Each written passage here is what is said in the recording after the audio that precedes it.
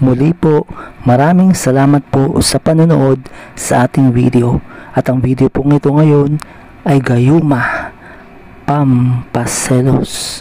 Sa pamamagitan po ng gayumang ito, mag-a-attract ito na magseselos siya sa iyo.